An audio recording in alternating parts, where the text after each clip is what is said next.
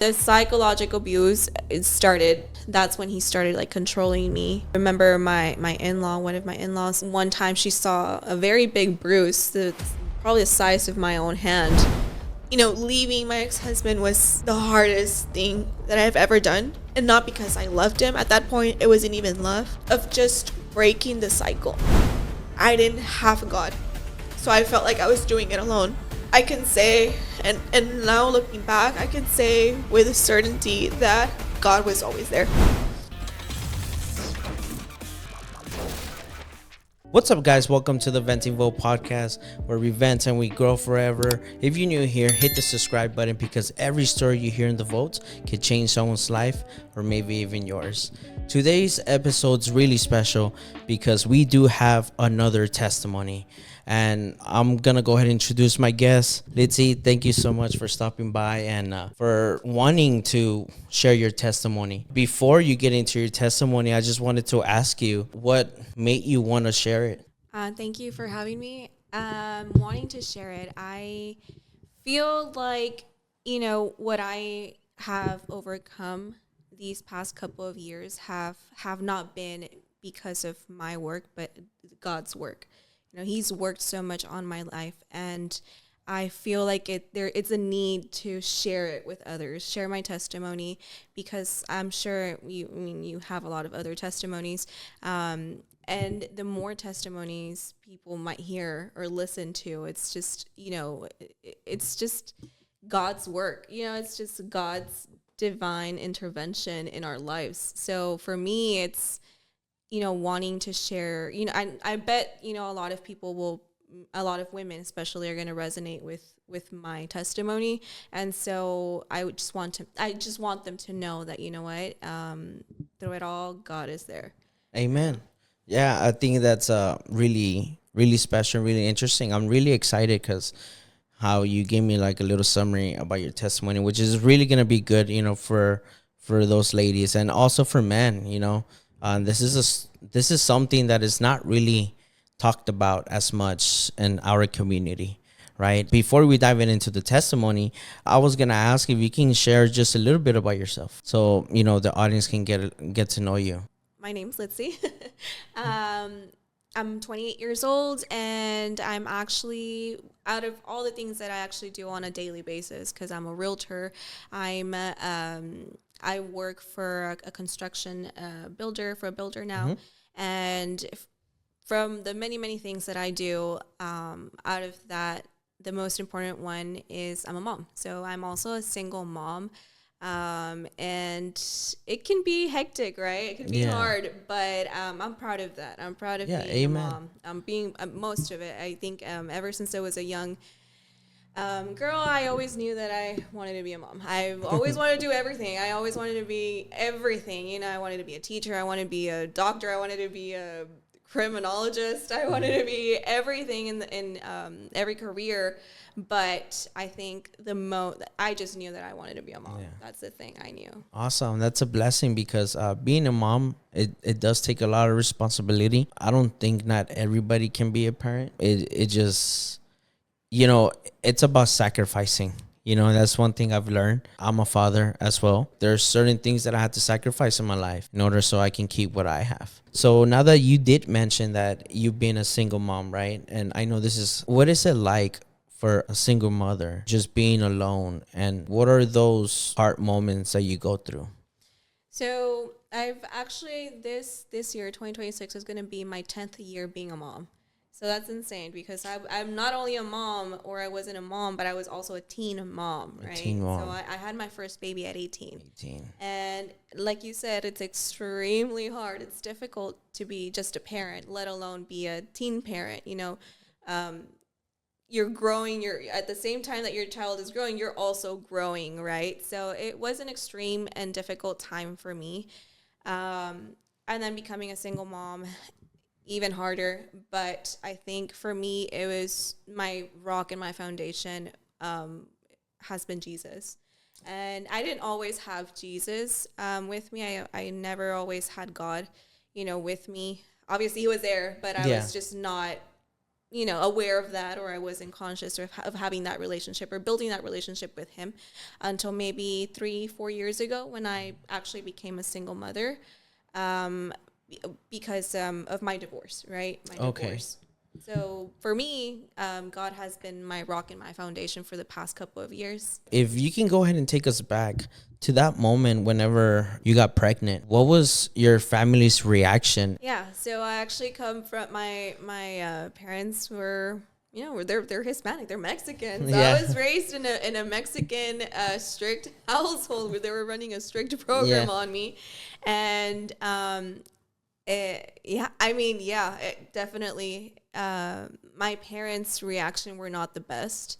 Obviously, they were pretty disappointed. But I don't want to say I obviously wouldn't want to incriminate them and make them look Yeah, of course. bad, right? But obviously, as any parent, you always want what's best for your kid, right? For your child, especially when they're at that age where, it's a big life decision bringing a baby into this world, and you being a teen, it was hard. So my parents obviously did not have the best reaction, but they were supportive. Obviously, they didn't leave me alone, right?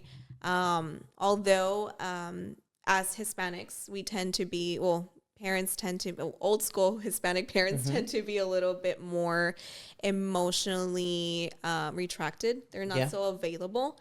So definitely the emotional support was a little not there, Yeah. not Okay. there, throughout my whole journey, the whole process, and they did what they could. Obviously, they helped me out with what they could.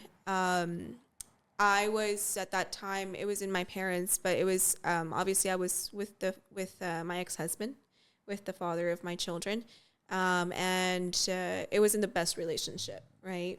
Okay. A case of domestic violence that I suffered or endured. But my parents, when it came to that, they were not that present as well. They were kind Okay, of I see. on the sidelines. And before we get into like the domestic violence part, right? You said you were 18, right? And being 18 years old and finding out you're pregnant, what were the emotions or the thoughts that were going through your mind?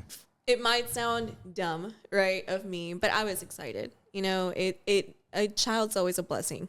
And if God let it be, then that was the will, right? His will.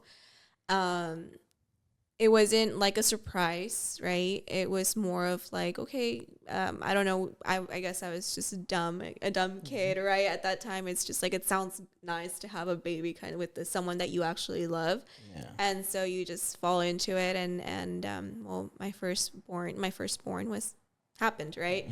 But I was excited, and I like I said, being since a very young age, I always knew that I wanted to be a mom. So for me, it was good, right? Yeah. Yeah. Obviously, I did not know that I was gonna be a single mom. I didn't know Yeah. that I Yeah. was gonna go through, Yeah. right? Like all the domestic violence and all that stuff. Obviously, it wasn't something that I was thinking of. And was your dream as as a woman, like is your dream as a woman like to be with the man for the rest of your life and build like let's say like a big family? Yeah, of Yeah. course.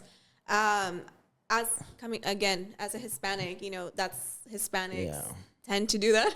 They Yeah, find yeah. someone, they fall in love, they marry them, and then they go through hell and back, if we can say that, and till death do us apart, kind of thing. And the thing is, Hispanics, I don't know. I mean, we're just speaking on what I know, right? But we tend to, as a marriage, we tend to kind of turn an eye or be blind of what's going on. The cheating. Sometimes there's cheating going on. There's infidelities. There's lying. There's a lot of things that happen in a marriage that we might not know. And you know, us being proud of our marriage sometimes just be like, okay, everything's fine. You just nothing's happening. We're a happy little family, and I feel like that's most situations or most marriages down here, especially here in the valley. Yeah. where there's a lack of, faith Mm-hmm. in God, and God's not the center of it, Yeah. the No. lack of Yeah. principles and everything.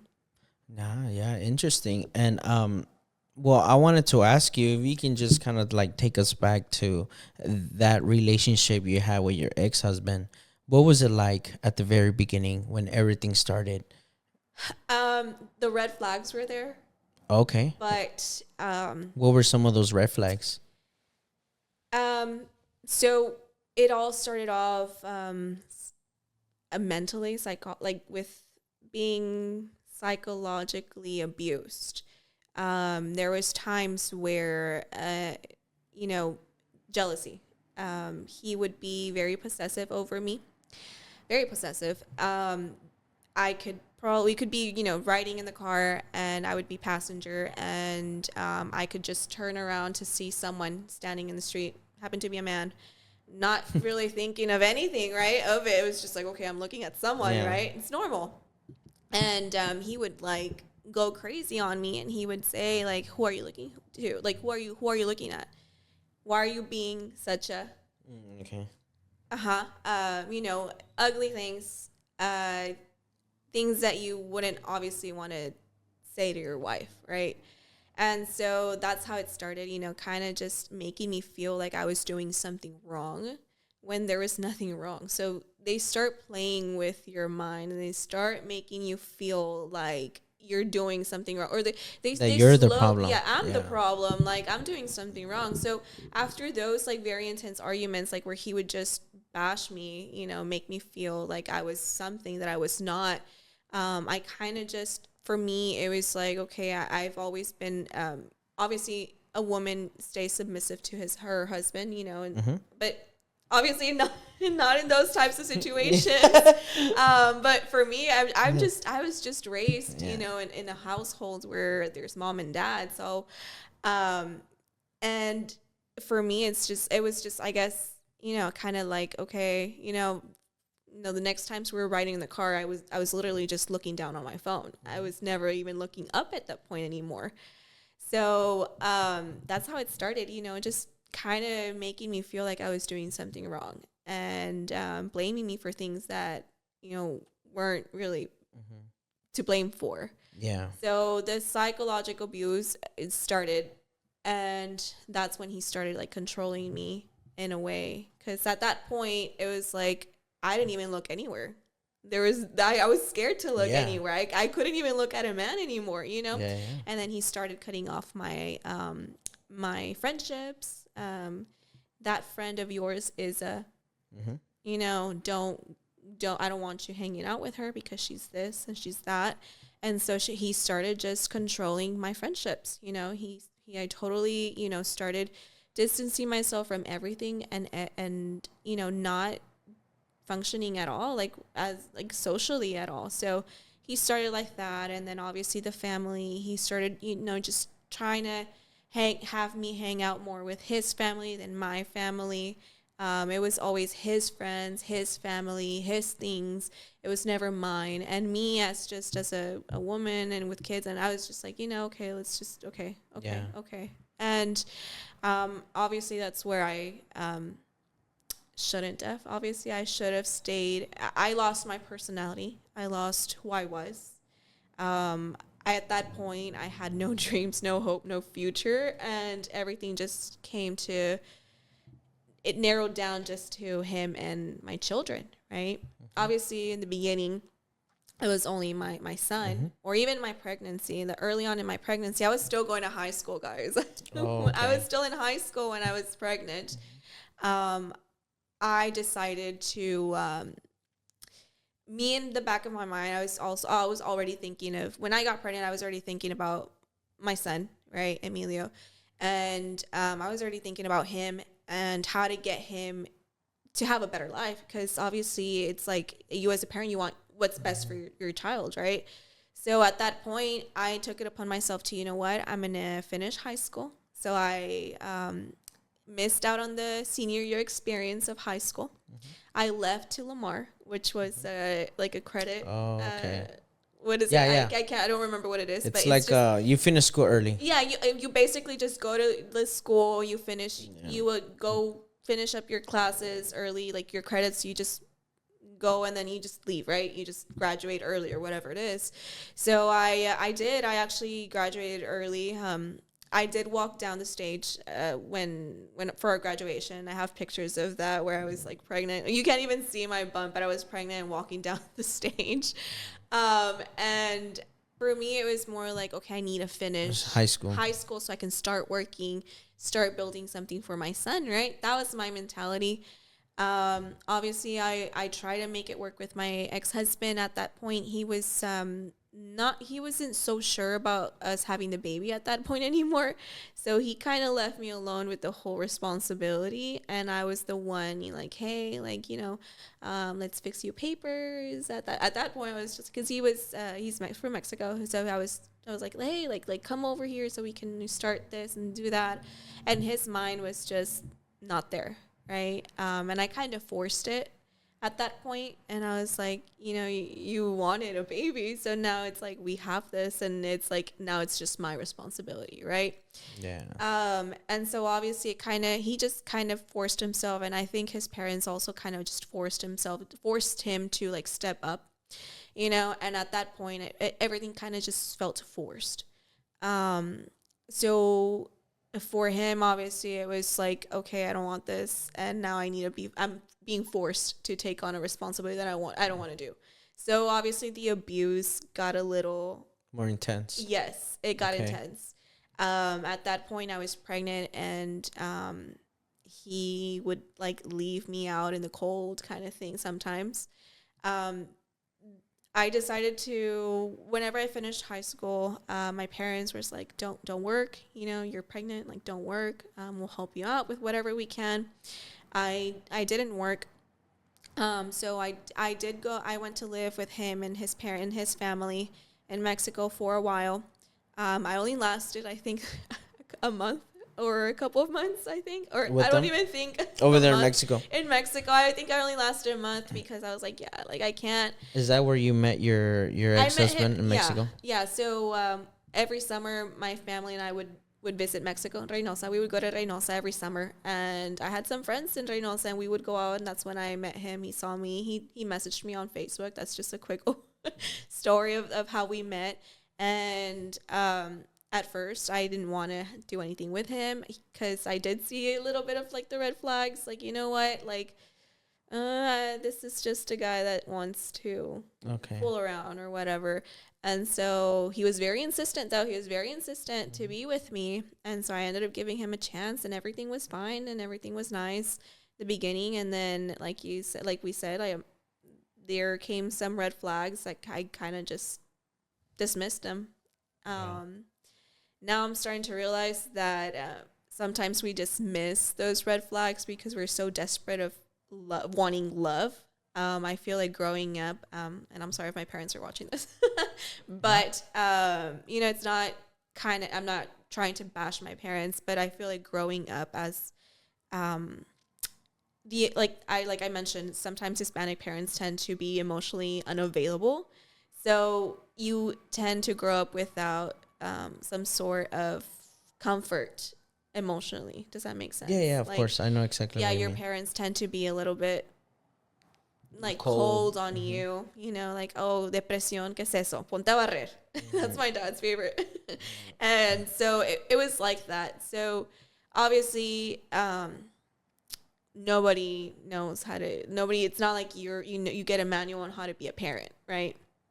And we all carry things with us from our past. So I feel like that I guess the emotional neglect growing up kind of steered me into wanting to find love from someone, like being so desperate of wanting love from someone that I was okay with, what you had at that moment, right? Yeah, just being okay with being run over, or being trashed or being over, being abused. Yeah. So yeah, it was difficult. But yeah, I mean, I ignored the red flags. It was on me. When all these red flags were happening, and Did your mom or dad knew anything of this was happening at the moment? Yeah. It's sad to say, but yeah, my parents knew. His parents knew. His family knew. They would see the bruises that he would leave me, and usually these bruises were like on my arms, where I could cover them up. So he wasn't dumb, right? He did that on purpose because he knew that I could cover the bruises up. Obviously, there were sometimes bruises where they were more visible, so people would see them. I remember my in law, one of my in laws. One time she saw a very big bruise, probably the size of my own hand, on my arm. She saw it, and she asked me what happened, and I told her it was him, and she just literally just turned around and left. She didn't ask me anything else.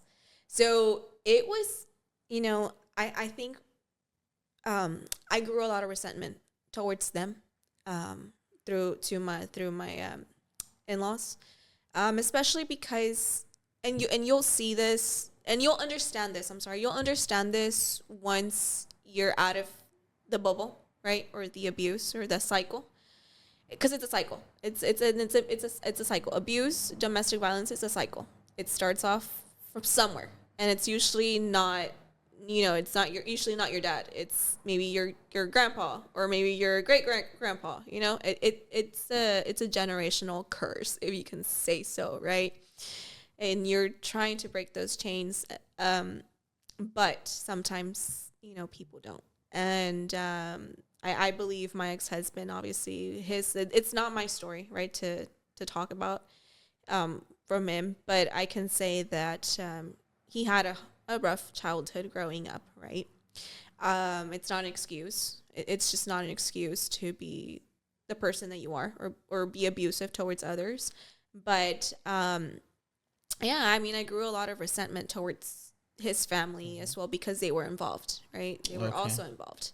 They knew what was happening. And I can also say that my parents knew what was happening. And for the longest time, I held a lot of resentment towards my own parents as well, because I felt that they could have done more to save me from that situation, but they just didn't.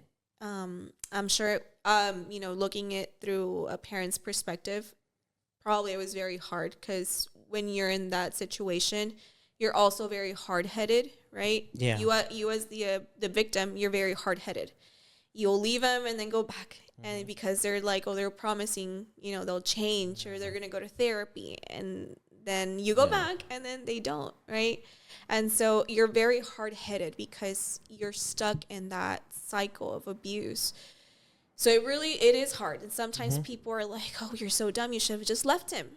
It's not that easy. It's not that easy when you're mentally broken down. You're not only physically, but you're mentally, emotionally broken down, right? And you've been submissive to something more than just your husband. You've been submitted to, like, like, it's just abuse. It's just abuse all over. And being mentally and I think that's one of the worst, for me at least. It's one of the worst abuses, is just psychologically being abused, mentally being abused. It's the hardest thing ever, because meanwhile, you could be the greatest person, you could have so many good qualities in you, but being abused just rips that away from you. Like I said, I lost my personality. I lost who I was, my dreams, my goals. At that point, I didn't have anything. There was times where I was just like, this is just my life, and I'm going to have to put up with Yeah. it. And why is that? Like, why did you feel like you had to remove all your dreams, your goals, and just focus on living just for him? It's not that I, willingly did Mm-hmm. it. It's just that the control was just so much bigger. His control, like, he did Yeah. not let me work, so he was abusing me financially as well. He didn't want me working, because if I worked, then I was probably gonna meet someone, and then I was gonna leave him, or I was gonna be playing around, fooling around, and so obviously he didn't want that, because he wanted full control. So he removed that as well from me, like just being able to earn my own money, you know? Yeah. And so he would provide, but he would provide only what he wanted to provide. He didn't provide fully. So there was times where, you know, I didn't have shoes. I didn't have underwear. I didn't have my basic needs, you know, as a woman. So it was very difficult. There was even times where my own children were going through that. Like they didn't have what they needed, right? Because he didn't want to step up. We never had a stable place. He would rent an apartment and then he didn't want to work anymore, or he would just didn't like the job anymore, or he would cause a fight at work and then, oh yeah, screw this job. Like I don't like it. Yeah. Meanwhile, you have a family to feed and then you're not able to pay rent, and then I've gotten evicted twice. With him. With him, yes. I was evicted twice Wow. with him, yes. Twice. One time my whole things were in the apartment and he didn't pay for the light. So everything was just at that point, the food in the fridge went bad and everything because he didn't pay light, he didn't pay rent. I got evicted. They changed the doorknobs inside. They changed the locks. And so my things, my children's things were all in there. And yeah. Wow. So he didn't care. Crazy. There was times where he would leave me with no car because we only had a single car at that time. And he would work up north, you know. Yeah. He would go for oil fields or refineries and stuff. So he could have gone with someone else, right? In someone else's car, share a ride with them. But he didn't want to. He was like, I don't like that. Like, I don't want to. So he would leave me with no car for the whole week. And I would be stuck. At that time, my kids wouldn't like go to school or anything. So I would stay the whole week just stuck inside the house with nowhere to go. means of like at that time, like Uber wasn't popular at that time, like, you know, all that stuff. Or maybe it was, but me, I was so like literally I was so enclosed in my own, you know, bubble that it was like for me, I didn't really see like a way out. So it's like I would be there with the kids all week. And I would have to like maybe get groceries, you know, sent to me, and it was just a lot. And so, I mean, yeah, I was abused at that a lot of. And during those difficult times that he wasn't as present, were your family nearby? Like, was when you were going through all this stuff, like, were you in Mexico or you were here? No, so I only lasted a month in Mexico. Okay. I only lasted a month, and that was only when I was pregnant. I lived with them. I'm gonna remind me to go back to the other question, but just going back to that one, I only lasted 1 month with him because the abuse was very constant while pregnant. There was times where he would physical, like, you know, it was also physically abusive, where he would get mad at me. Leave me with no blanket, throw me down the bed. He would like take me out like when it was like freezing. We could be like during the the weather right now. He would throw me outside pregnant and leave me out there for a couple of minutes, kind of like punishing me in a way. And then he would open the door and let me in, but he would take the blanket to himself, kind of thing. So he was also very like physically abusive. Like, and let's not count like the times that he put hands on me, where he would you know, choke me. So was he putting hands on you before you guys moved in together, or was it like both ways? So he didn't physically abuse me until I was pregnant. Yeah, until I was pregnant.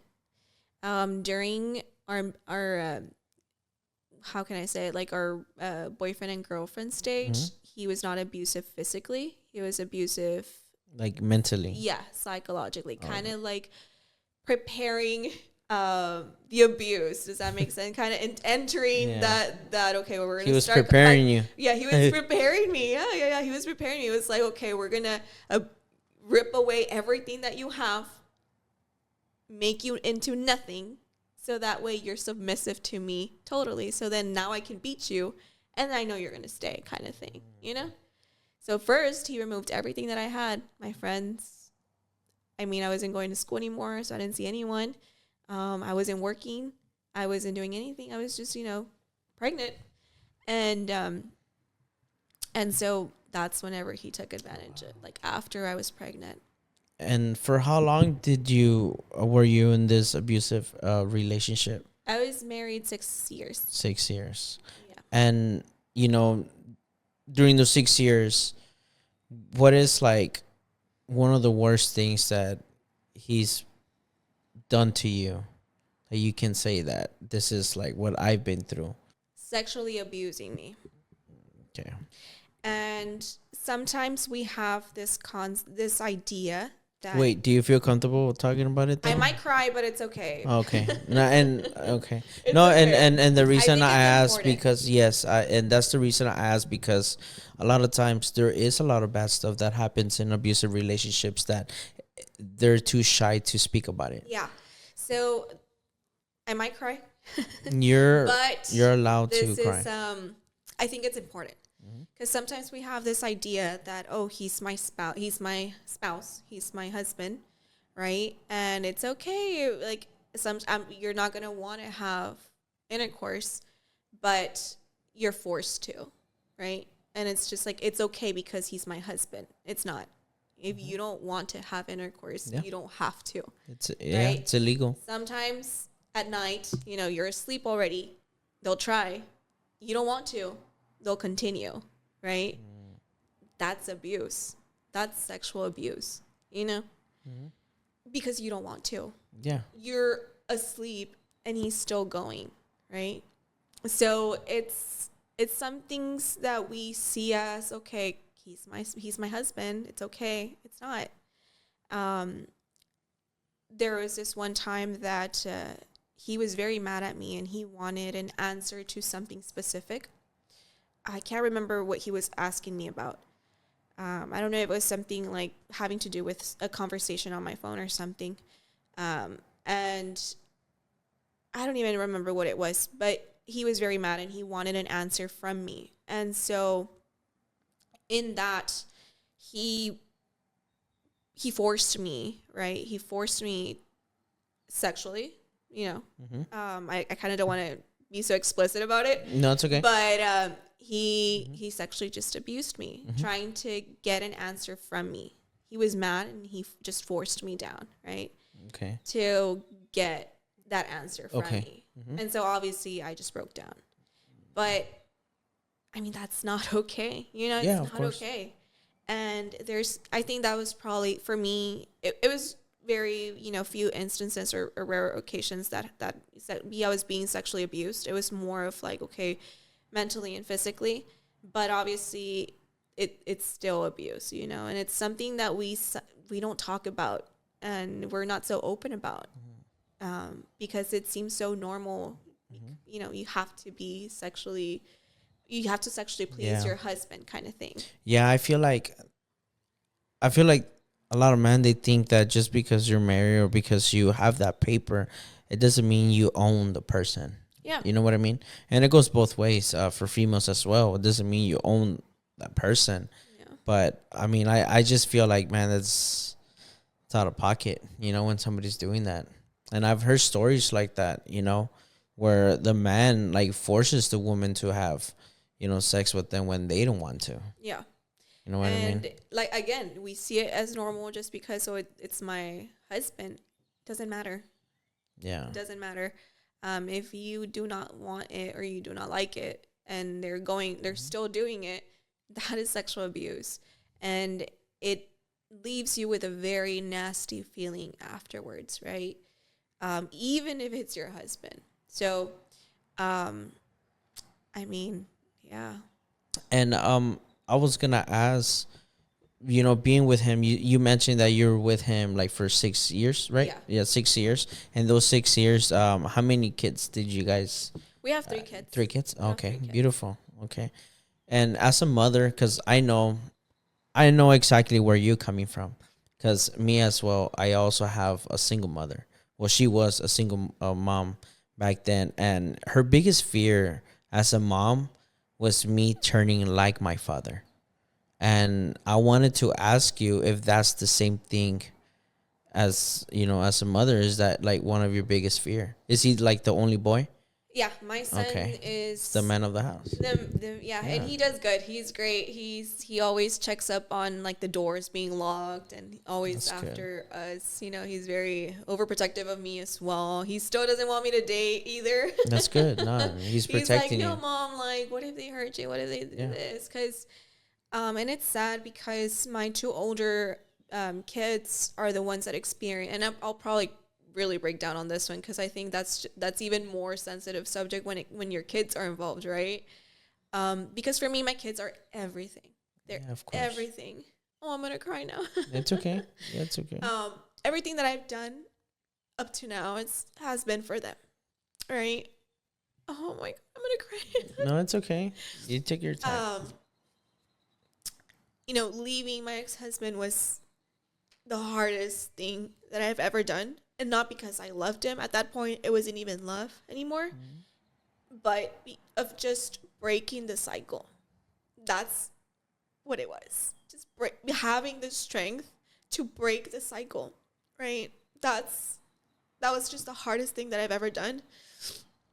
And at that time, I didn't have God. So I felt like I was doing it alone. But I can say, and now looking back, I can say with certainty that God was always there. Obviously, I didn't feel him. I didn't see him, or I wasn't able to talk to him like I do now. But I knew that everything, leading up to that time and moving forward, he's been there, right? He's been there. But yeah, obviously for me, my kids were the reason that I left. I wanted better for them. I really did. Even if and to this day, even if it cost me triple, then maybe having a partner, I'm okay with that. I'm okay with enduring the pain. I'm okay with enduring the solitude because it's a lonely road. Very lonely. Yeah, it is. As a single mom, it's a very lonely road. You don't have a partner to lean into. You don't have a partner to just like, talk about your day. It's a very lonely road. Physically wise. Yeah, right. of Physically course. wise, because we always have God, but it's two different things, No, of course. right? But if you ask me if I would do it, I would do it again. I have no doubts. Like, I would do it again for my children because, yes, we could all say that we love our children. And no, we were always like, okay, would you die for your children? Yeah, we would die. But are you, like, willing to live for them? Because, I was at that point in my, with him, I wasn't living. I was not living. Like, it was just a body of nothing. But not only my son being like his father, but my girls being like me when I was 17, ignoring the red flags, accepting less than they actually deserve, and accepting the abuse. I think it goes both ways. You can have, a boy that can turn into his father, but you can also have a little girl that turns into, like me, a victim. So it goes both ways. Yes, definitely my son, and he's older. He's 10 now. But like I said, he's very overprotective of me, and he's doing such a great job. His grades are great.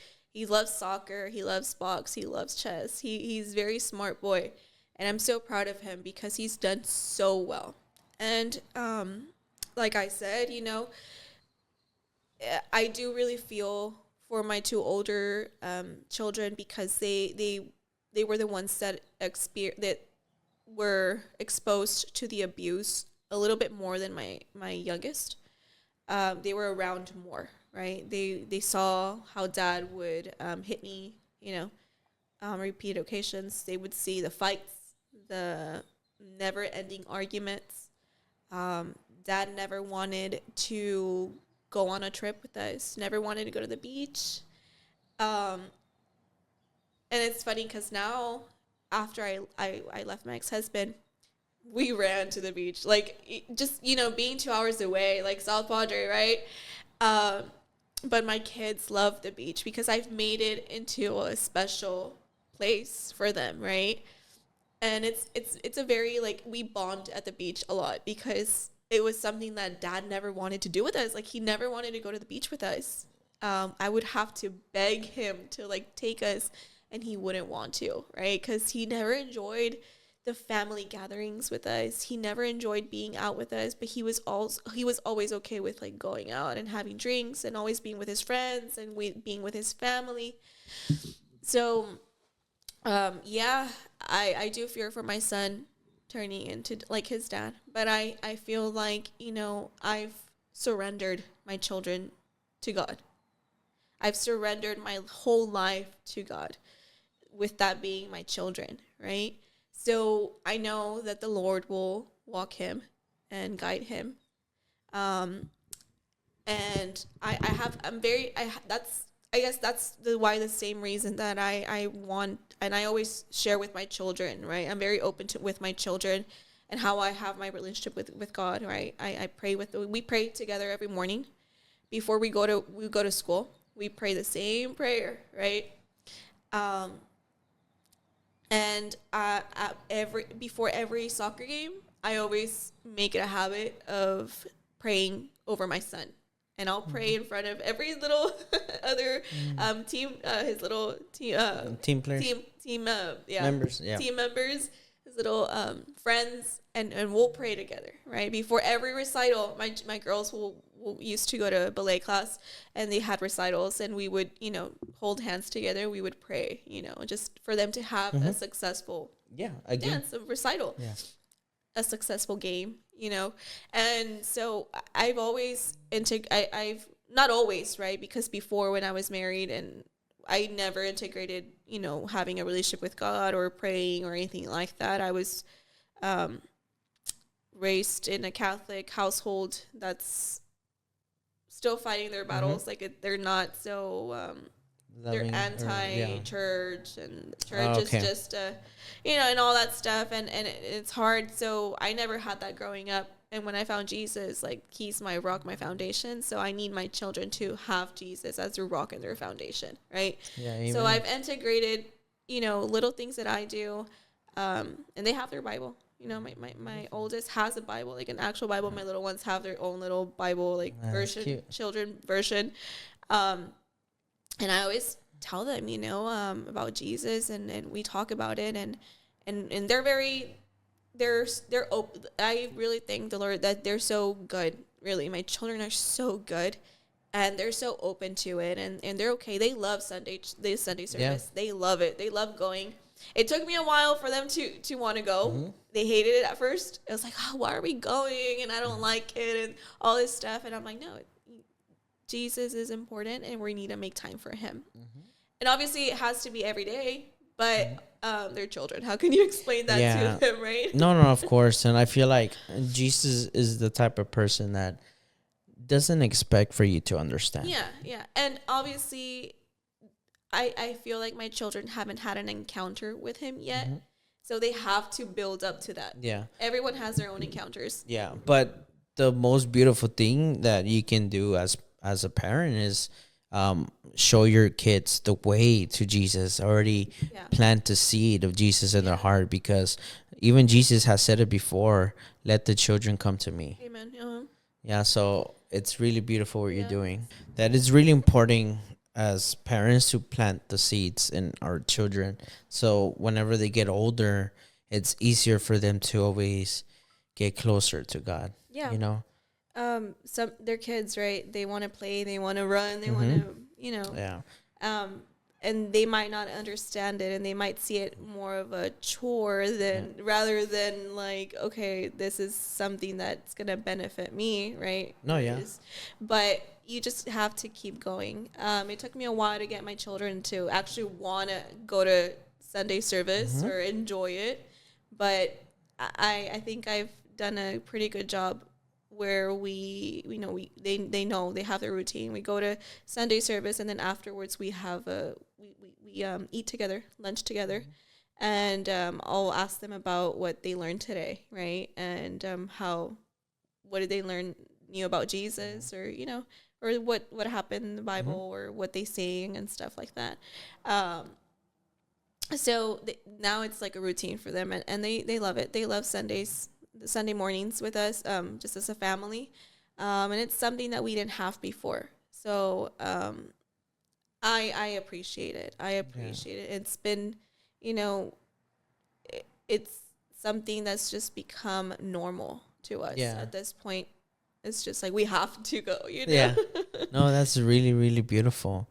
And, I wanted to ask you too, when was it like the first time that you had your encounter with Jesus Christ whenever you were going through what you were going through? I want to, um,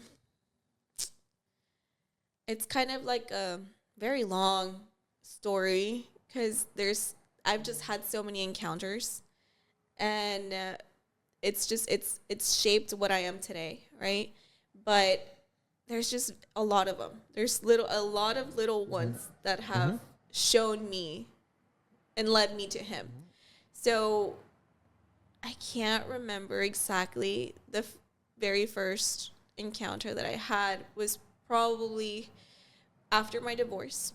Um, and being that you're in an abusive relationship and you were not exposed to the world, because literally when you're in an abusive marriage, you're in a bubble, right? You're like in a bubble. So your only focus is like your partner and your kids if you have kids, right? And at that point, sometimes not even them, it can get that bad.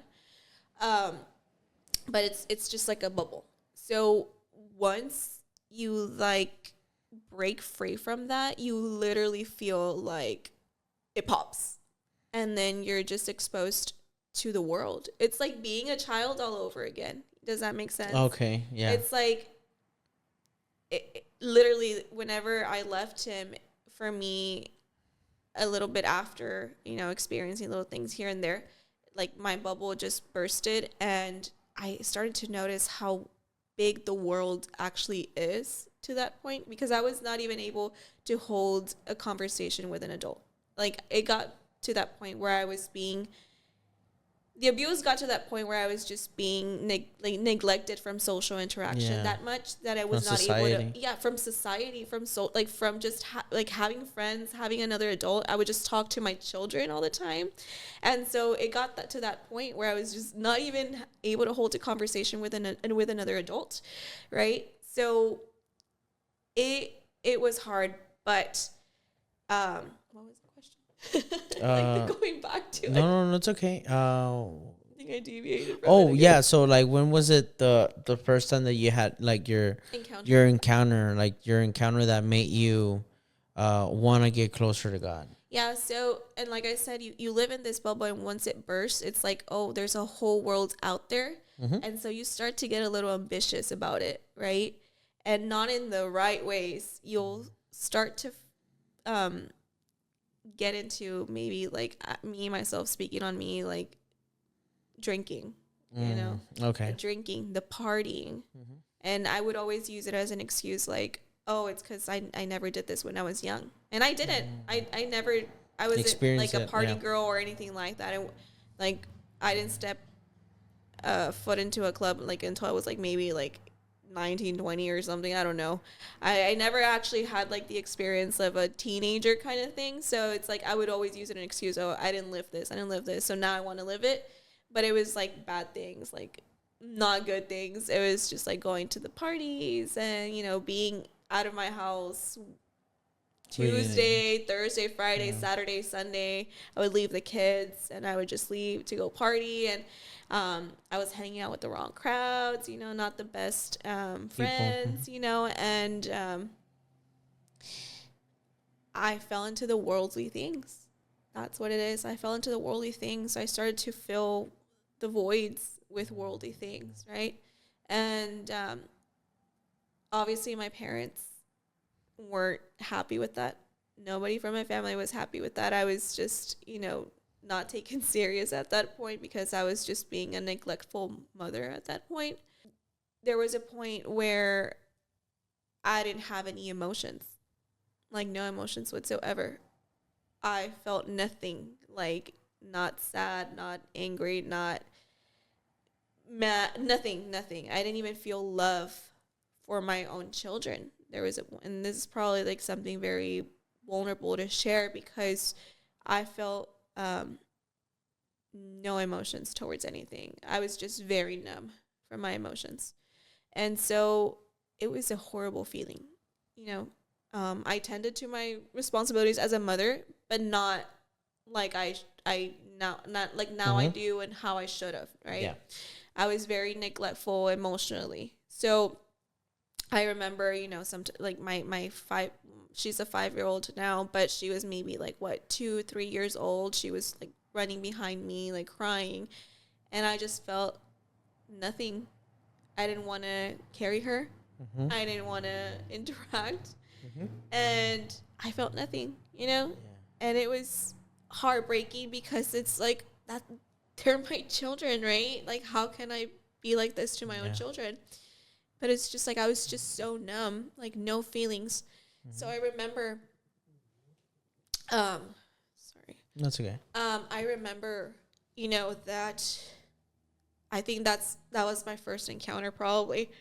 That I just cried out to God. I cried out to him and I was like, Lord, please, I need to feel something. Like I was just so desperate to feel something, And he literally just, it was so funny because within like that same week, at that time I was dating someone, and I he was so insistent, so I gave him the opportunity, right, to, you know, come into my life and whatever. And that same week, after I asked God to make me feel something, he and mind you, I wasn't in love with this person either. I wasn't. I was just kind of like Getting to know him. getting to know him and everything like that. But I wasn't in love with him. I didn't feel anything like not even that. So, within that week, he literally out of like this guy decides to go out with his friends, supposedly because it's a birthday celebration, right? And so me kind of just feeling something, I ended up asking a friend to see if she was there at the same time that he was there. So she ended up sending me like screenshots of this guy kissing another girl.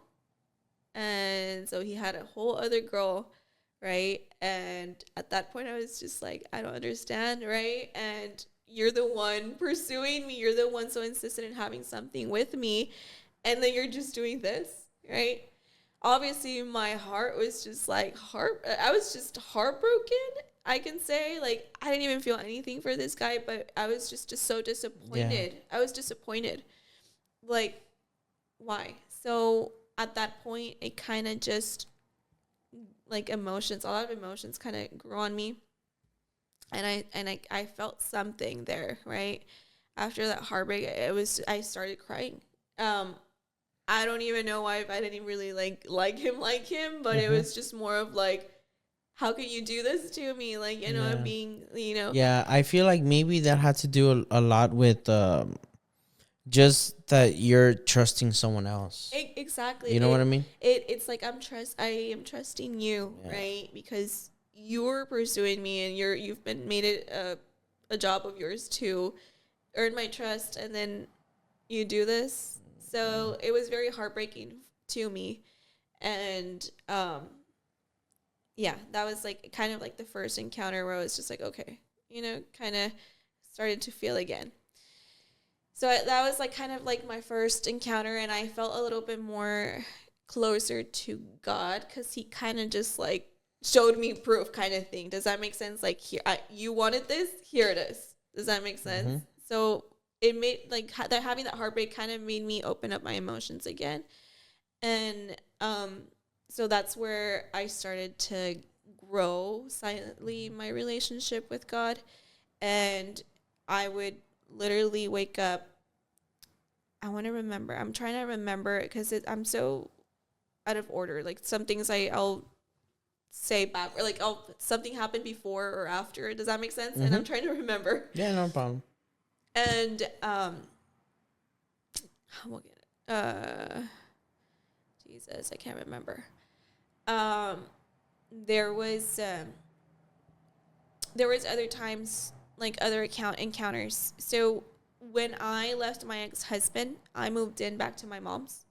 I'm gonna start from there. I moved in back to my mom's, and Wait, so before you get into that, I was gonna ask how'd you guys like, or what happened that made you want to leave him, like your ex husband, and then you can jump to that. yeah, okay. So, months before my actual separation, that I actually left him, um, I he didn't want to work, like at that point. Okay. He started staying home. Like he didn't leave to work. He didn't want to work at that point. Um, it got bad to the point where my children had no diapers, and he was just okay with that. And mind you, he didn't let me work, so that's why I wasn't working, right? Yeah. So he was the sole provider, and sometimes he would DoorDash, sometimes he wouldn't. He would spend his time at the gym. Um, but my children at that point were not having like essentials either. And mind you, I didn't have essentials either. Like he always abused me in that way where he like denied me, having clothes, having basic necessities as a woman. And so yeah, it got to the point where he wasn't even working at all. So then I took it upon myself, like, you know what? If you're not working, I'm working. So I literally applied that same day that we got into an argument. So you know what? I'm going to work and I don't care what you say. And so he was like, okay, whatever. Because at that point he didn't want to work. So he was just okay with me working. Damn, it's crazy. Yeah, because he was just like, I don't know what he was honestly, I don't know what he was going through, what was going through his mind. I think at that point, he just really wanted to leave. Like, at that point, he just wanted to leave. But mind you, my ex-husband never left me. Never. He was a type of person that would always stay. Like, I was the one leaving him. I left him so many times because obviously I didn't want to put up with all these things. But then I would come back because he would be like, no, I'm going to change. We're going to do this. We're going to do that. And then we ended up just going back together, right? So at this point, like the dude wasn't even working. So I took the sole like responsibility of working, and I told him, okay, I'm going to work. And I applied on Indeed to several. At that time, I have like background in education. So I applied to like daycares where I was able to take my little ones with me because only my son was in school at that time. So my two little ones still were with me, and I had to take him to work because he wasn't going to take care of them. So I got an interview, and then I got hired. It was that quick. It's just that quick. It just happened really quick. And I just, I didn't know it at that time, but now looking back, it's so funny how God works. It's just like he'll make it happen, and that was just the start of it, getting a job. Before that, I was already doing events. Like I had a business. It was a hobby that turned into a business. Because I was just, neglective of social interaction and being outside of the world. Yeah. I was very creative. I am a very creative person. So I started off. Actually, it's so funny how that started off because I had no idea that balloons, like balloon decoration was something, for parties. I didn't know that existed.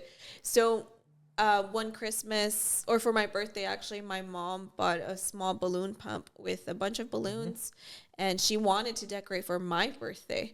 But then she got so busy, she ended up not doing it, and then she was like, can you decorate? I bought the stuff. Do you mind decorating? I was like, sure. I mean, it was my birthday, so I was like, okay. I didn't know what to do with like a balloon pump. Balloons, like, what is this? I didn't know it was a thing. So I looked up videos and then on YouTube because there was no TikTok. I don't think there was TikTok at that time, or I can't remember at least. And so it wasn't so popular. But anyways, I figured it out how to do a balloon arrangement, and it wasn't bad. It wasn't bad. I was pretty creative, and I kind of liked it. I was like, oh, this is kind of fun, because mind you, I was just a full-time mom stay-at-home mom, and my kids were just my priority. And then having my ex-husband fed and taken care of. So that was just, I lost everything. Like I said, I had no personality, no hobbies, no interests, no nothing. So I liked it. I started liking it, and then I did my decoration for my birthday. My birthday's on the 15th of December. So then the following week was Christmas. So me aventé la decoración de Navidad. So I ended up just doing the Christmas decoration, and then my grandpa's birthday was on 31st. So I ended up doing, and my grandma's birthday on the 27th. So I did all of these decorations kind of just for fun, for like a hobby, and until my grandma, and shout out to my grandma, because she's my biggest fan, I think. Oh, okay. Mi abuelita es mi fan número uno. She told me, mija, tus decoraciones están bien bonitas. She was like, your decorations are so beautiful. Like, why don't you do it into a business? You know, and she was like the one that was like, do it. Like, she brought up the idea of making it into a business. And I was like, no, like, grandma, like, you know, I don't think I can, you know, the kids. And like, for me, it was just like the kids were the priority, right? So it's like, no, I don't think I can. And but what my grandma said just kind of stuck to me. And then later down the road, I had an argument with my ex-husband where I was just tired. I was drained. I was just tired of the situation. And I feel like, and if you're a survivor of domestic violence, you know this, you start building a plan or making a plan of escape, you know, having an escape plan. Yeah. I was not 100% decided that I wanted to leave, but I knew that I didn't want this for the rest of my life, right? So I ended up kind of, you know, deciding a way out. And I figured that being financially stable was going to help me out, you know, just having that income to be able to leave, because he was sole provider, right? And so I wasn't able to work. So I figured that if I could do this as a hobby, I mean, I was just doing it on my own, and then like turning into a business, just kind of like, you know, doing decorations here and there and getting some money out of it. I kind of figured, like, you know what, like, I can probably make this my way out, you know? So and it's funny how that started. I think that's another testimony. I mean, like I said, I didn't have the Lord with me and have him present, but I think looking back again, it was him, you know. Amen. I started off with no money. That business, I started off with no money. Just the single balloon pump that my mom had lent me, gifted me, to do these like little side hustle. I marketed myself on Facebook Marketplace. I took pictures of what I had done for my grandma, my grandpa, you know, for free. And I posted it, and then I just marketed out on Facebook Market, and out of nowhere, I would just get like 3 events in a day. I started off with 3 events in a single day. And the first event that I did, like I said, I had no money, no capital for this business. So it's not like I was going to be able to buy the material that was needed for this event. I was like, ni modo, a darle. Yeah. And out of a single deposit, which was a $50 deposit, I bought the material. The client had to give me a $50 deposit in order for me to book the event. So I asked her for a $50 deposit. She gave it to me, and that's what I used for the material. So I kind of used my client to, nice. You know, okay, that's smart. Because I didn't have capital, because my ex-husband didn't give me any money, and I didn't work. So the client ended up just paying for the material. Nice. I did a work, and then I would get the other portion of it, right? And I was now balloons, like a decoration, will go for like $100, like $1,000 to $2,000, $3,000. But at that time, it was something new. Like the event, like the balloon decoration thing wasn't a thing. You were the founder. I don't think I was the founder, but it was like I was the very like first couple of people that, you know, started here in the Valley. And I ended up just kind of just doing it, and it went well, and I would get the money, you know, that they would give me, and I would just save it, and then I would invest it, and I would slowly buy like props and more material to like be able to do a full on business. So I ended up doing these events, and it went well, right? It went well. Um, it wasn't enough for me to leave. So whenever my ex-husband, I noticed that he didn't want to work anymore, I was like, no. There was a time where even my daughter at that point didn't have any diapers, so I had to use like a pad, a woman's pad for Yeah. periods. Yeah. And I put on a little un calzón, Sí, sí, sí. an underwear, and I put the pad in Yeah, in yeah, the yeah, underwear because yeah. she didn't have any diapers crazy, because my yeah. ex-husband, Yeah, yeah. no money. No provide. I wasn't working, so yeah. And at that point, I was like mad. I was like, "How can you not have money for diapers, dude?" And at that point, I was like, "No, like." And this was like the events were before. Well, the instance of not having anything was just like before the events and everything.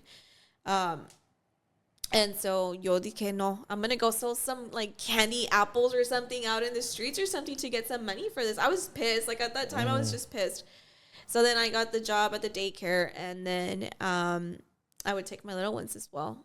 And when I started being like having an actual income, like a steady income, I felt a little bit more confident in actually leaving. Like I felt more confident in myself as well, like as a person, just as a human being. Like, okay, I have money, I don't need you, kind of thing, you know. Yeah. And I think that's why. And I'm gonna call him a narcissist because he is a narcissist. Yeah. My ex-husband is a narcissist, and he's diagnosed. He's my ex-husband's a narcissist, but that's the number one thing they'll do. Like that's why they'll remove everything and keep you from working because they want to have total control over you. And so, like I said, I started working, and he was okay with it because he didn't want to work. I don't know what he was going through, but literally he didn't want to work. Así son todos los narcissists. They don't want to work. He didn't want to work, and he would wake up at like I was doing everything. He was waking up at in the afternoon, and I was the one waking up and taking our son to school, and then going to work, and then coming back, and then whenever I came back, he would just leave to the gym, and then he would stay out all day, and never saw him. He would come back and go into the restroom like for 2-3 hours. And I was like basically already doing it alone, you know? And so that just, that's something that kind of my first job while being married kind of just pushed me to be financially independent. That's what it was. Oh. I needed to be financially independent to feel a little bit more courageous Yeah. to do it. So that was the first thing. And I'm so big on it. Like women have to be financially independent. I mean, there's obviously circumstances where you decide to not be. You just just let your man provide. But I feel like as a woman, it's important, because it helps, and then you're not only benefiting your family, but also you're making an identity for yourself. And we're not talking about like boss babe kind of thing. Yeah. But it's just like it's good to have your own money, I think. No, it is. That's something that helped me get out of that for sure. That was my first way out. Wow. That's. So yeah, leaving him, getting a job was the first thing. And then once I felt like more confident, I actually did not leave him. I did not leave him like that. It was the fact that I told him, I gave him like an ultimatum kind of thing. I started working, I was making money, and I told him, I'm going to be paying for all of this, but you need to make ends meet for rent. Like you need to pay rent. Like you're going to be the one paying rent. And if you don't, because he would ask me for money at this point. So I was like, if you don't make ends meet with the rent, because he was just doing DoorDash whenever he wanted, right? And at this point, I was like, if you don't make ends meet with rent, I'm not going to pay for it. I'm not. Like, I'm paying all of this. You pay for rent, right? And so he ended up not paying rent. And we got evicted. We got an eviction notice. Right, we missed a payment and we got an eviction notice. I was kind of like, okay, what do we do? At that time, my mom's, we used my mom to lease the apartment because he had left pending due in an apartment back in Louisiana where we were living for a couple of months, and so our credit was bad, right? Like it was, yeah, like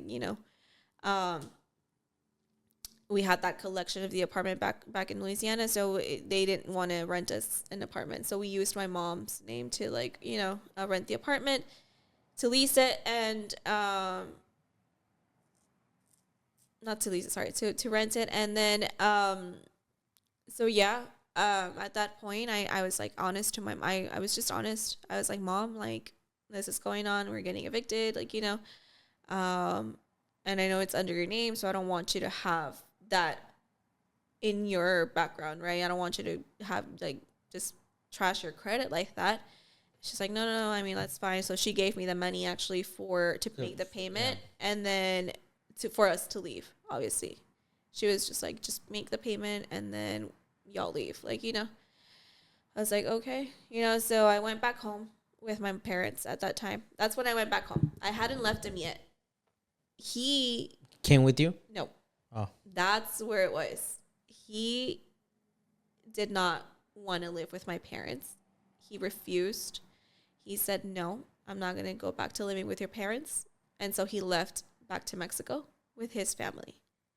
Us having 3 children already, he left to Mexico. But we were still together. So we still were married. We were still together. Like, us trying to see. I don't even know how. No. I'm already divorced. I paid for my divorce. I'm so happy about that. Oh, okay. But no, we were actually still like trying to see how it was going to work out. Oh, okay. I see what you mean. But I was living with my mom and the kids. Yeah. And then he was living in Mexico with his family. And then it was like within that same week that I was going back to work, doing it alone already, like physically alone, not him being there and me being at my mom's. And I'm so thankful for the opportunity, for the help that my parents, gave us when we moved back in. But I was sharing a room with my brothers, and I only had like a mattress on the floor for me and the children. So at that point, I was already in my low, like starting from scratch again, And at that point, I was like, what? Like, something just clicked in me. I was like, what am I doing? Like, why am I, like, fighting with him? Why am I still trying to make it work? Like, I'm already free. Like, honestly, I'm just alone already. Like, I'm a single mother already. It just kind of clicked on me, like, you know what? Like, why am I even trying to? Like, yeah, the worst thing already happened. Like, I'm back at my mom's. Like, I'm back at my mom's, and he's somewhere else that he doesn't want. Like, he's not with us. Yeah. I'm driving the kids to school. I'm working on my own, and I'm living at my mom. What else? So I kind of was just like, you know what? It just clicked, literally. Like, it was just like a light switch kind of thing. Like, whoop. And I told him, I'm done. I'm done. We're done. Like, this whole thing is done. And obviously at first he was like, what do you mean we're done? And he would like cry to me, like, no, like, why are we done? He would cry and cry, like, no, I'm gonna change, to go to therapy, let's do this. Nope, we're not. I don't want it anymore. And literally, like, and for the past like almost 4 years, it's always no, because he still looks for me. My ex-husband still looks for me. He still wants to go back to having a family and everything. Nope. Yeah, no. For what if we left? No. Yeah. And it's always been no. Ever since that time that he decided to live in Mexico and leave us with my mom, I was already like, it's basically he like signed the divorce papers kind of thing. And it just kind of I swear it was just like a click kind of thing in my head, kind of like a little button, like, okay. And it's always been a no from there. Oh, wow. And he was crying in front of me, like, please, like begging me at that time. I would say, like, if you're actually like in a domestic like violence situation, when he's a narcissist, mind you, he wants to have control over you, right? Mm-hmm. So when he loses control, it'll actually be 10 times worse. Like, the abuse will be actually 10 times worse, because he's in the verge of feeling the lose of control, and so he'll do anything to have you under control again. So that's where it comes in, like, okay, I'm gonna change. I swear I'm gonna go to therapy. he'll start gifting you flowers and leaving you little gifts. And that's what he would do. He would show up to my work out of nowhere. He would just like pop up behind me. He would stalk me for the fact like the 2-3 months after I left him, that I went back to my mom's. He would stalk me. Like he would just show up to my work unannounced. He's like, let's get back together. And he would like, beg me, like, let's get back together. He would drop off flowers for me. He would like leave little cakes and sweets and treats and whatever. He would try his best to get back to me. And then whenever he noticed that I wasn't gonna change, my answer was not gonna change, that I was still gonna say no. Yeah. He got aggressive. Oh. So Okay. he would stalk me in a way where he would like show up at the park. I would be with my kids, like at the park. He would just show up and start threatening me, like saying like, hey, I know you left me because you have someone else. Like you have someone else. That's why you left me. And I'm like, dude, no, I don't have anyone else. I left you because you're Yeah. a piece of everything, And it's just like, no, I don't have someone else. It's just, I can't do this anymore. Yeah. Like, that's it. I'm already doing it alone. There's no need for me to, no. And that's where he grew even more aggressive. So actually, like, narcissists tend to be more aggressive and more abusive when you leave them because they're, like, in that sense of, like, losing control. So at that point, like I said, he would, like, actually, like, show up everywhere. He would stalk me. There was one time where he, like, played it kind of cool. My daughter wanted him to like put her to sleep. So I let him into the house. Me being like Nice, like for the sake of my daughter, because my daughter missed him or whatever. He literally like took my phone and ran with it outside, and he because he wanted to check my phone. Like he wanted to check if I was talking to someone, if I was doing, so he went crazy on me. And so I was like, what are you doing? Like, I was like scared as well for my life. Cause obviously he was like, he's a man. And so he overpowers me at any given moment. And so I was like, what do I do? Cause he had my phone. I couldn't call anyone. There was no one home. There was no one around. So I was just like, okay, I went to a neighbor and I was just like help me. Like he took my phone. Like I feel like I'm in danger and all this stuff. And he was just like, before we called the police. Well, the neighbor was kind of iffy about it. Like, what are you doing? Right. It's just kind of scared. And before he left, we called the police or whatever. Like he just gave me my phone and left. But he got more like crazy. Right. Yeah. There was this one time where my friend and I were carpooling. We to go pick up our kids from school, and we already had our kids in the back, and we were on our way to her house, and he was coming. It was a two-way, so we were going that way, and he was coming this way, and he literally boxed with his car. He boxed me in. He just like drove me off the street. With my children inside, and he started telling me all of these things like from inside the vehicle. And so I was like, what in the world? Like, you're crazy, right? At that point, I had never done a report. I filed a report with the police, like none of the abuse. I never reported it just because I don't know.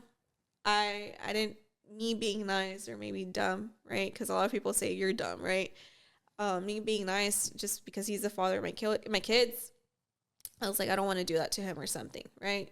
But at that time, I was like, okay, I'm going to file for divorce already, because I was already thinking file of divorce.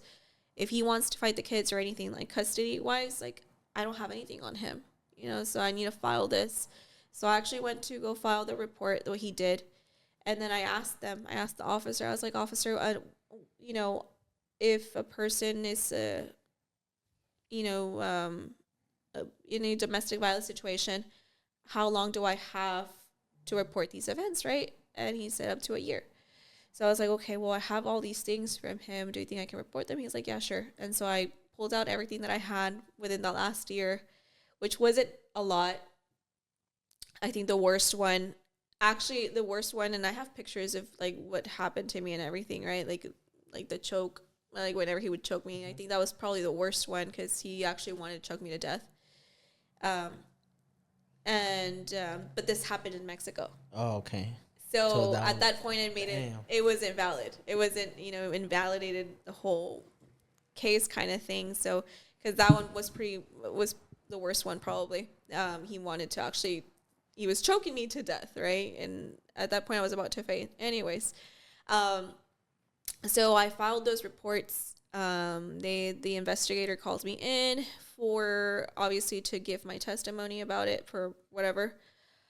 He asked me if I wanted to press charges, and I said I was like scared. I guess I was also scared. I think that's why I didn't press charges because I was scared. I was scared that he would like retaliate against me because I was pressing charges. I was doing this, and he's like, and I was like, I just don't want to like hurt his life in a way or like have that on record for him. I don't know. I was just being dumb, I think.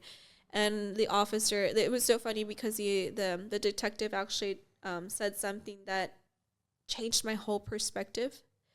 And it's going to be funny, but he said, Miss Ibarra, I understand that he's your husband, but you are a victim of domestic violence. And so when he acknowledged that I was actually a victim of domestic violence, there was a whole shift inside of me. I left. I was kind of like so disorientated at that time because I had never been recognized as a victim. Never. Because my ex-husband, his family, were always, if I, sometimes I would be like jealous towards him or like you're hiding something or you have something, or I would act kind of crazy because they make you feel like they make you go crazy, to that point. You lose all your senses. You go overboard with your emotions because they'll do things behind your back. They'll cheat, they'll lie, they'll do everything. And then you yourself, you're just like, you'll start like being crazy actually, I broke his window one time, his car window out of like, I would like kind of have a knife on my hand sometimes because he would, get aggressive and I felt like I had to defend myself. So at that time I was just like, have a knife. And him and his family kind of picked it up as a joke kind of thing. Like, oh, you're crazy kind of thing, Or I would like accuse him of cheating and they're like, you're crazy. You're just jealous. You're crazy. They would minimize the abuse and then they would turn it around kind of like, you're crazy. That you're the issue. You're the issue, not him kind of thing. So it was not only him, but his family that would say, quit being a victim. Like, you're not a victim. That was, so, and then also my parents were like, por pendeja. I'm sorry. I should have said that. No, it's okay. I know we're like, but like, por pendeja, you're stupid. And that's why I don't like when I tell my story and I'm like, okay, I understand that their perspective, it's not the same one as a person that's actually living it. But it's like, they say, why didn't you leave? Or why did you give him more kids if you already knew since the first one kind of thing? And it's just like, it's because you don't understand. You don't understand till you're living it.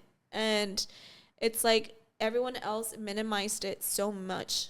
And it was, at the end of the day, I was a victim of domestic violence, and I don't think it was, I played it off like it was nothing. Like it was just something normal or I deserved it kind of thing, So when the detective, a person that was outside of my whole, my family and relatives and everything, he called me a victim.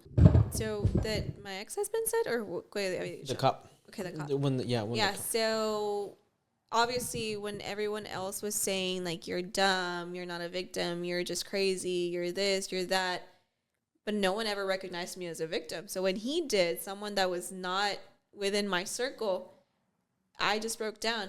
And so at that time I was going to therapy. I did actually 2 years of therapy. And so I was like, she was on speed dial. It was crazy because she was like my emergency contact. And so I was like, I need a session right now. And she called me and she's like, hey, like, what's going on? What's going on with that guy you were talking to? At that time, I was like talking to that first dude that was very like that one. And I was like, no, I don't care about that. Like, I don't want to talk about him. Like, it's not about that.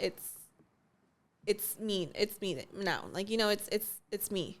And so she's like, okay, like, well, I'm listening.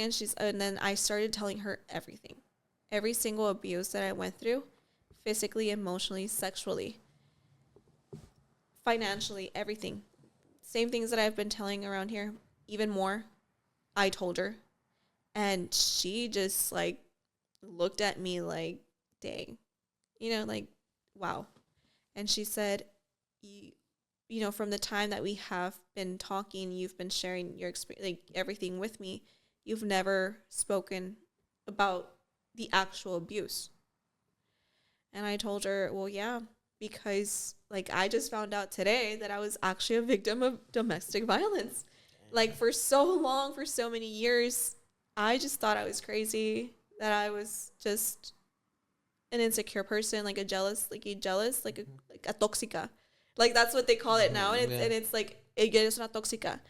And it's funny because it's like they take it as a joke. Like, no, dude, like there's something behind that, It's not like you're a toxica just because you want to be a toxica, but there's things behind all Yeah. of that stuff. So they call it a toxica, and I was a toxica, but it wasn't because I wanted to be a Yeah. toxica. It was No. because he caused all of that damage within me to make me go crazy. And, but I never realized I was actually a victim of domestic violence. Like nobody ever acknowledged that. Like my own blood. And that's where like the resentment obviously like grew, because obviously like nobody ever saw me as a victim. Someone outside of my family had to tell me that. Damn, that's crazy. Yeah. I'm so sorry to hear that. And you know, before we close the doors of the venting vault, I wanted to ask you. I know there's somebody out there that's actually watching right now, and that they're going through domestic violence. What is one advice that you can give them? If by this time you're already being controlled, right, by him completely, I encourage you to start, making your escape plan, and um, reaching out, because there is resources. There's a lot of resources, and I wish I knew of these resources back when I was, going through whatever I went through. Because there's a lot of resources. There's a lot of nonprofits, and actually the DA office is always available as well. And I actually just met the director of the Special Victims Unit. I met him at a work thing, and I didn't know that they actually, go through all of these cases, and they're there to help you, right? So there is resources, and sometimes it's not going to be your family member or your friend who's going to help you. It's sometimes going to be strangers that help you. Sometimes it's not going to be your own blood, and it's a hard truth. Like, um, it's so hard to assimilate that sometimes your own blood, sometimes people that are not your own blood are going to be more family to you than your own blood, if that makes sense. Mm-hmm. It's just a hard truth, you know? And obviously, like I said, at that time, I didn't know of him, of God, right? Now I do. So now I can say that through everything, he was there. I just didn't have that relationship with him.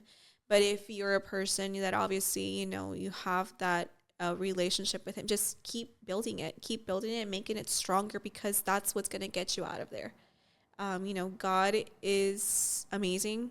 God has been so, so good to me. Um, and I know, it's scary to be a single mom. It's scary. And we were talking about this off camera, that, the solitude and, meeting someone else and letting that person come into your life. It's hard. It's like, and now I have very high standards, right? Because if I have very high standards for Mm-hmm. myself, I want someone to have be the same level as me.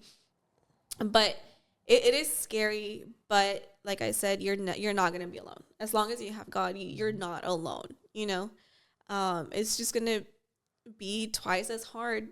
But like they say, you have being a single mom is hard, but being in an abusive relationship is hard, right? And then also, most importantly, I feel like and I always say this, and I say this to everyone, it's just like, I know that God has placed all of us here on earth to fulfill a purpose, right? So as long as you're being anchored down by your partner, right, an abusive partner, you're not going to fulfill that purpose, right? And so you just have to, you have to fulfill God's intended will for you on your life. And I mean, I think that's just the best motivation out there. You have a purpose in this life. You mean something. You are someone. You're gonna. And I've throughout the years, I think I'm not the best at maybe like sharing, the gospel, right? Because I'm not so knowledgeable on, 100% on that. But I've shared my testimony, and I feel like I've made, a small impact on certain women, or, I've helped here and there in certain ways, and that's what we're meant to do, Amen. Ayudar al prójimo. See. That's what it is. Yeah. Amen. Yeah. And I just want to say thank you so much. It was a really powerful testimony. And I do have faith that there is out there people who's going to listen to this and are going to relate to it. And, I just want to say thank you so much for, wanting to share your testimony, because talking about topics like that, it's really difficult. Not everybody wants to talk about it. One, they're ashamed, embarrassed, obviously, why did this state? And like how you said, you don't understand until you're in those shoes. And it's true, because once you already open that door that you're not supposed to open it, to close it all by yourself, you can't do it. You need the Lord. Yeah. So, and I want to encourage a lot of people, everybody who's actually been watching, listening. I want to encourage you guys, and if you guys are locally or wherever you guys are at, and if you guys want to share your story, you guys are 100% welcome. You can always reach out to me in the comments. If not, through the email, I'll put in the description below, so you guys can reach out to me, so we can work something out, so you can also talk about your story, because how Litzy says, at the end of the day, your story matters.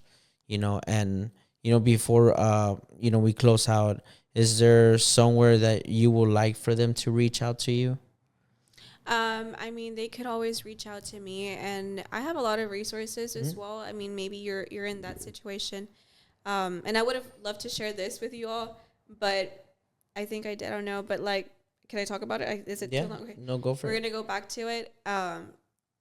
But during my I told you this, but during my one of the encounters that I had with God, one of the encounters that I had with God, I was just very mad because my ex-husband had ruined my credit, and I had not built a credit of my own, right? We're talking because of the financial abuse, right? Going back to that. So at this time, I had applied for housing, and they gave me a voucher, right? And so I started applying to an apartment, but they denied me because of my credit. And so I saw it as I was so mad. I was so mad because I actually at this point I had already left him, and he still it was affecting you. It's still affecting me. Why? So I was just very mad. Like, why is this happening to me? So I was just very mad. And at that time I was like somewhat on TikTok, like, trying to make content. And so I, before I spoke on a video, right, I wanted to share, like, just share some words to women that might be on the same situation, same boat that I was in, and I just asked, I told the Lord, I was like, Lord, please, let the words that are coming out of my mouth reach a lot of people, and the right people, and help them and guide them, and let it be used to good, right? And so basically just use me as a vessel to convey a message, right? Your message, your word. And so I ended up just doing this whole video of me telling women, you doesn't matter if you're married or whatever it is, but you have to be independent, financially independent. Don't let your work on your credit, work on yourself, because one day you might have to start from scratch and all of this stuff. It's still there on my TikTok.